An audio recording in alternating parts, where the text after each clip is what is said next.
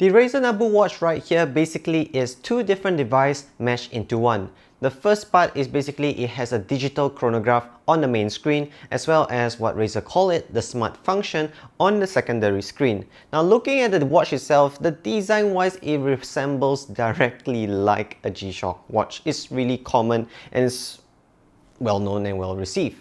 Now looking at the color wise, it's all black with a green finish accent on the buttons as well on the fonts. Just a quick trivia is if you're in a club or in a situation where you have blue or purple lighting, the green accents does glow really bright in the dark. So something that I appreciate. The buttons on the side here are well textured. It's nice to actuate, does not feel mushy, and it has some resistance to it. Now aside from that, there's also a secondary edition where it's called the Forge edition, where it's all black accent using stainless steel for a premium price of 50 USD. Though I just recommend getting the basic one, it will do fine.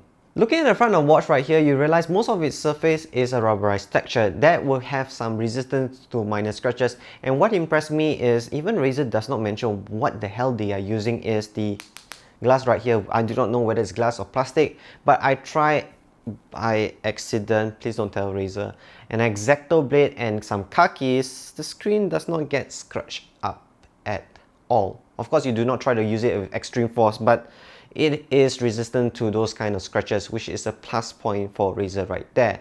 Now the only bits that are glossy is all the screws and nuts and bolts, and that's it. The semi-matte part is basically the logo and the front button. Now it sounds very complicated with some part, the glossy, matte and semi-matte. I wish Razer went with one finish and it looks solid.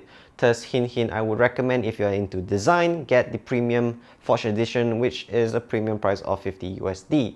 Now, let's talk about the rating for this watch right here. It has a 5-meter drop resistance, as well as when it comes to pressure, it has a rating of 5 ATM, also known as 50-meter depth water as well. You can literally use it in outdoor activities, swimming, and so on. Now, I've been using this watch during my swimming to keep track my calories burned and so-called the steps in water taken. It does work until now and today. I did initially try to use it like the Razer Nabu band that I reviewed in the past in my shower activity. It's rather uncomfortable because after showering, the water does stick at the straps holes like that, and it's really not easy to wipe the water out. Even by taking out the watch and try to wipe it, you still need it time to dry.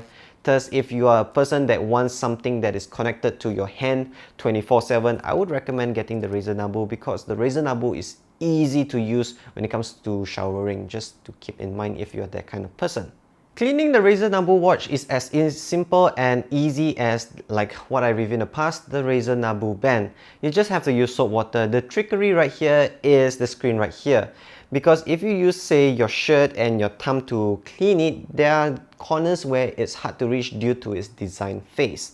Aside from that, there is also gaps between the design phase and the screen itself. So oftentimes if you're going to muddy situations, sticky situation, sandy situation, you may want to use like the thin object like a paper to take out that dust or speck of dirt at the corners or that little gap right there. But overall cleaning is easy. Wearing it is comfortable, especially the strap right here, where this tab actually locks into one of the holes, and that's it.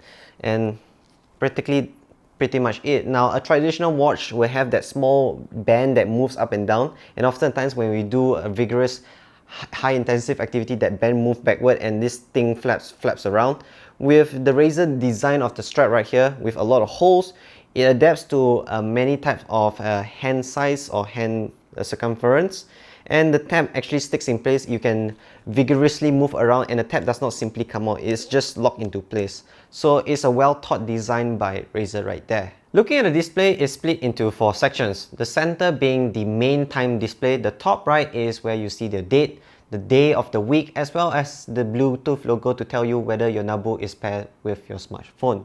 The mood button gives you access to stopwatch, alarm, countdown timer, and world clock. Again, the alarm has to be set in the Nabu app as it does not sync with your smartphone alarm, something that I wish Razer has acknowledged and worked on it. The adjust and set buttons are self-explanatory. Light is basically to light up the display, which I find it quite dim for my liking. This is one of their power saving measures, as the main display can last up for a year before a need of change of battery. Yes, it uses coin cell battery, and yes, this watch have two different battery. So let's talk about the smart part of the Razer Nabu watch, which is located at the smaller screen, bottom right here, the secondary screen. Now, it's using a single color OLED display with a resolution measuring at 128 by 16 pixels wide, and it also has a 3-axis accelerometer right there to keep all your tracking data. Now the battery, what Razer rates it to last up to 7 days. From my own testing, it can last up to 6.5 days. That's with 1 time a day pairing to the smartphone to just upload the tracking information from the watch to the smartphone. So you do need to charge it every 6 to 7 days. Now the one thing good, it is charged using a magnetic cable right here, which is just locked into the smartwatch, and that's it. That's so nice magnetic system, it works really fine. And the best part right here, they did address the issue that I did not like with the Razer Nabu with the short cable. This time they provided a long cable, which is much appreciated. Yet again, this connector is proprietary. If you lose it, you're going to lose your charging capabilities, so keep this cable close to you. Here you can see your fitness tracking information, notification, and time. The time can be activated automatically by bringing up your arm, and it will automatically light up for you. And reading the time here is way easier than the actual display. You can cycle through the other information by pressing the button several times. In the Nabu app, under the details tab, you can adjust the sync frequency and also update the firmware.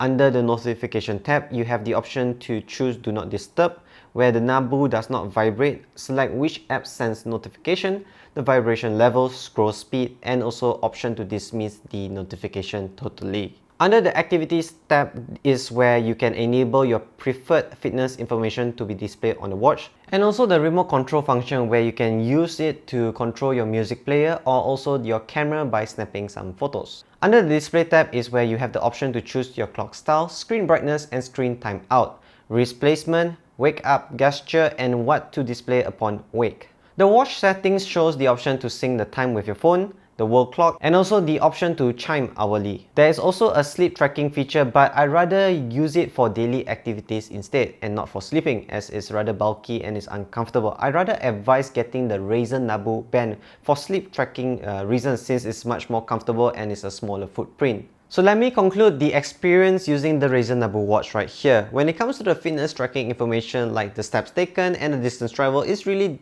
accurate like the Razer Nabu band that I reviewed in the past. But there's one significant downfall of this Razer Nabu watch. Its main display. Under bright situation, you cannot see the time easily until you bring the watch near to your face and squint to it. Especially when I'm already using glasses, I do not know why I have to squint further. But the problem is even worse in dark situations. Even by lighting up the display, you cannot see the fonts that easily. And oftentimes I have to use the wake up function to see the time in bright situation and dark situation. So that's one significant downfall right there. And this problem does not exist in the Razer Nabu band. And the Razer Nabu band, when it comes to bright situation or dark situation, no problem, you can see it. Now, this is the part where there is a struggle to explain.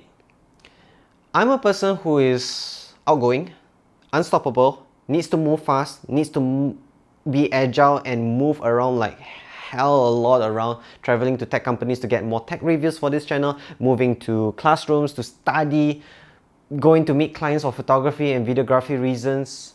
I like the Razer Nabu band because it's unstoppable. You can use it when it comes to sleeping, waking up, showering, eating, playing, working, and like fitness, like exercise, sleep, repeat, 24 hours a day, 7 days a week, 365 days a year.